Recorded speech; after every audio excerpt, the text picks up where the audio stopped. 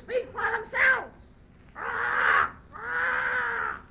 Ship ahoy, you lubbers!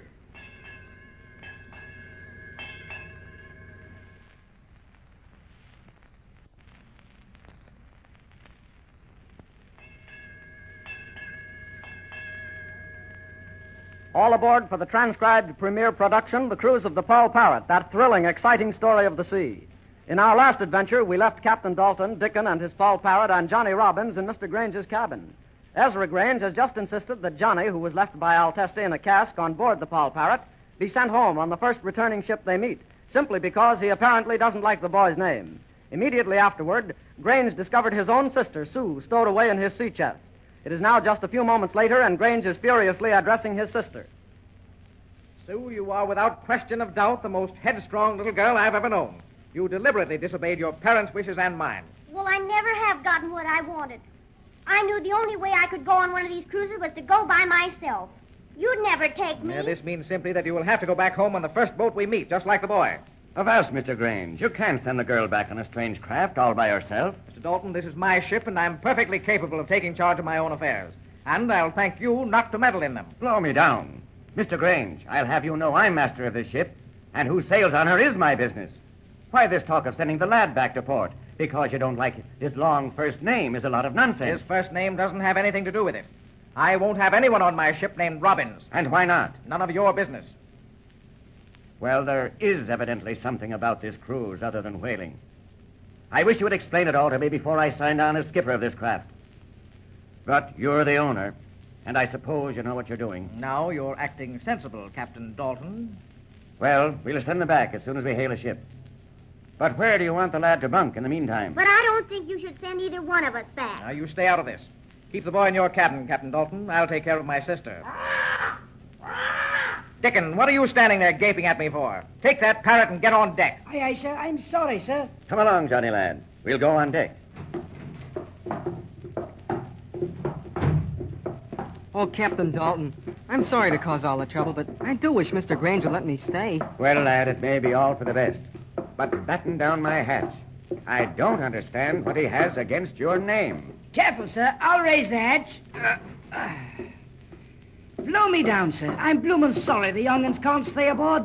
I'd like the chance to teach 'em the ropes. And I'd sure like to have you teach me, Mr. Dickon. Stow that mister stuff. The parrot's right, lad. I'm just plain old Dickon. Well, then, Dickon, maybe you'll at least tell me a few yarns before I have to go back to New Bedford. Ooh, that I will, my lad, and you can lay to that. There's Mr. Wainwright. We'll see what luck he's had in scouring the ship for a stowaway. Ahoy there, Mr. Wainwright. Aye, aye, sir. Right there. I feel sorry for that little girl, too. She wants to go along as badly as I do. Well, lad, Sue's like all the Granges. When she wants a thing, she goes after it. Even if it comes to stowing away in her brother's sea chest. I admire her spirit, but I don't know what to think of Mr. Grange. It strikes me he's a peculiar, hard man, wanting to ship two young'uns back all by themselves on board a strange ship. Alas, Captain, we've searched the ship from stem to stern, and there's not so much as a footprint to tell us of any stowaway. I'm blowed if I know where anybody could be stown away. It looks like dirty weather ahead to me, Mr. Wainwright. I've some news for you. Mr. Grange has just found his little sister, Sue, stowed away in a sea chest. I'll be hornswoggled. She's a game little one, you can lay to that. That's not all. Mr. Grange insists that both she and the lad be shipped back to New Bedford by the first craft we meet. Johnny be shipped back? Well, now, that's a bloomin' shame. The funny part of it all is Mr. Grange won't have Johnny aboard because his last name is Robbins. Hold, there's more in that than meets the eye. There's some reason for that. I wish little Sue and I could have stayed aboard. We'd have had lots of fun, I bet. Strike me sails. I think the lad's liking the little girl. Oh, no. That's not it. It's just, well, she just seems to have a lot of courage and everything. I think she'd be almost as much fun as another boy. You can't fool me. There's a trim schooner in the offing. Old Paul Parrot thinks she's a trim schooner, Johnny lad, and that you've taken a liking to her. And he's a hard one to fool, matey. Oh, I wish I hadn't said anything. I just meant we'd have a lot of fun learning. Oh, gee. I understand, lad. Well, it's too bad things had to turn out this way. But the winds may change, you never can tell. Meanwhile, Johnny, I'll get all the outfit and clothes you need from the slop chest. And you can bunk in my cabin till we meet a ship. We may hail one before the day's over. I don't like that, Mr. Grange. I think he's awful mean to his sister, not letting her have anything she wants. They're down in his cabin alone now. I wonder what he's saying to her. I bet he's scolding her terribly. Well, I told you you couldn't go along, Sue, and I meant it. You'll simply have to learn your lesson. You must go back on the first ship we meet. Well, Ezra, Father'll be a lot angrier with you for sending me back alone than he will with me for running away. What do you mean? Just as Captain Dalton said, it's dangerous to send us back with no friends on a strange ship. I'd be a lot safer on board the Paul Parrot with you to watch out for me. Confound it, Sue, a whaler is no place for you. Why not, Ezra? I won't get in anybody's way. And think of all the fun I'll have. Wow, I'll learn a lot of things about foreign countries and things that I never could find out just by going to school at home. But there's too much danger in whaling. That's just why y'all let me stay. Just think, if one of the men gets hurt, why, I could take care of him. And you know how I nursed you last winter when you were so sick. Well, that's true. Do you think you could help us that way? Of course I could. And lots of skippers take their wives along on their cruises. Now, why couldn't you take your sister? Sue, you're a true Grange. What you want, you'll stay after until you get. Then, can I stay? Well, if you promise to stay out of mischief and always remain here below in bad weather, or when the men are busy on deck cutting in a whale or trying it for oil, you keep out of the way, I'll let you stay. Oh, Ezra, you're a darling. Here, don't hug me so hard. You'll ruin my cravat. Darling. Dash it, Sue, I've had to give in to you, and that's more than I do for any man that works for me. Oh, you're sweet, Ezra. I knew you'd understand if you'd just give me a chance to explain. Ezra, Now what? can't you let the little boy stay, too? Now, look here. If you think you're going to get me to consent to that, too, you'd better change your mind in a hurry, young lady. That's none of your affair. But you really need a cabin boy, and this little boy looks very smart to me. Well, we could use a cabin boy, but not that boy. I won't have anybody on board my ship named Jonathan Robbins. That sounds like a very nice name to me, Johnny Robbins. You don't know anything about this. But his name can't make that much difference. Why, if he'd be a good hand, well, no kind of a name could really matter, Ezra. Wait a minute. What's that paper? Now, mind your manners, Suzanne. Oh. This is my business alone. Now, even though it is the same name, he might not be. And if he is, he might know something that would help me out instead of... We'll think it over, Sue. Oh, Ezra, you are the darlingest brother any little girl ever had. Oh, wait yes, a minute, you wait a minute. are. Don't climb all over me again. All that sweetness won't make up my mind for me. Aw. I make my own decisions. In just a minute, I put this back. Now, that all depends on whether, What's that? Sounds like chopping. It's coming from down under the cabin. On this side of the ship, deep in the hold, I'd say. Maybe the cooper is fixing some cast down there. Well, he wouldn't be doing that at this stage of the voyage. Sue, you run up and tell Captain Dalton to come below immediately. Do you think he might know what it is? I want him to listen. He may be able to find out. Then I want to tell him about you staying, and then we can settle the matter of keeping this Robbins boy. Oh, good. You will let him stay, won't you? Now run on deck, will you? Fetch the captain and stop asking questions. Right away, sir. Captain Dalton. Oh, Captain Dalton. Aye, who hails me? Here I am, over here by the hatch. Wait for me.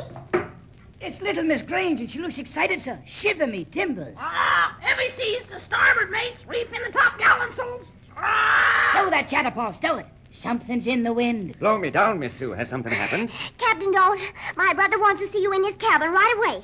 Maybe he's taken it into his head to let the skipper know what's going on aboard his own craft. Oh, Captain, he's going to let me stay aboard. He is. Uh-huh. Oh, I'm glad of that. Blow me down, Captain. You were right when you said the little lady was the sort that always got what she wanted.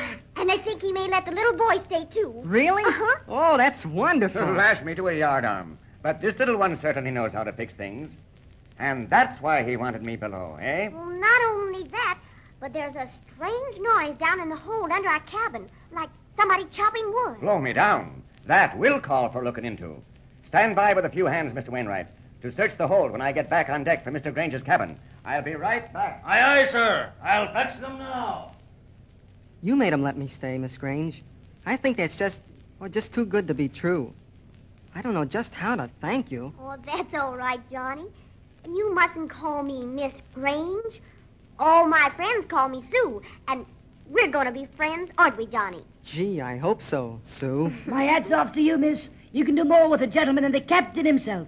Sink me, but I think you ought to be a lady skipper. Smooth sailing ahead, my hearty. Smooth sailing. I wonder what that noise in the hold is. Maybe Altesti managed to stay aboard after all. If he did, he's giving himself away this time. They'll find what he's stowed away now, and you can lay to that. Well, I must be getting off. So long, me hearties. So long. Good luck to We'll you. see you later, Dickon. But, Sue, how did you ever get Mr. Grange to let me stay aboard? Well, really, I didn't have anything to do with that. He just changed his mind all of a sudden, that's all. Why, I wonder? Well, we were talking about you, and then he took out a big paper out of his waistcoat pocket and unfolded it and looked at it and talked to himself for a minute. And then he said he'd see about letting you stay. But what kind of a paper was it? Ooh, it was sort of funny. It looked real old and like some kind of a map. A map? Yes, and the funniest part of it all was this. He wouldn't let me look at it. He said it was none of my affair. But I couldn't help seeing the one corner of it, and 2 names were written on there. What were they? Well, one was real scratchy, and I couldn't make it out from where I was standing, but the other one I saw plainly, and it was your name. My name? On Mr. Grange's map? Yes, isn't that strange? It was written very clearly, Jonathan Robbins, and after it was a harpoon and a fork with 3 prongs on it. Why, Sue, that's the signature of my father.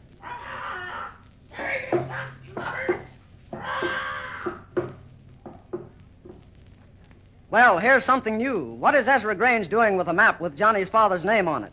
I wonder if that's the reason Mr. Grange didn't want Johnny aboard at first. But then, why did he change his mind? And what could that chopping noise be down in the hold? Is Altesti doing it? And if he is, will he be caught? Now that we know Johnny and Sue are going on the cruise, we can see plenty of excitement ahead. So be sure not to miss even one of these exciting adventures on the cruise of the Paul Parrot. Your Paul Parrot announcer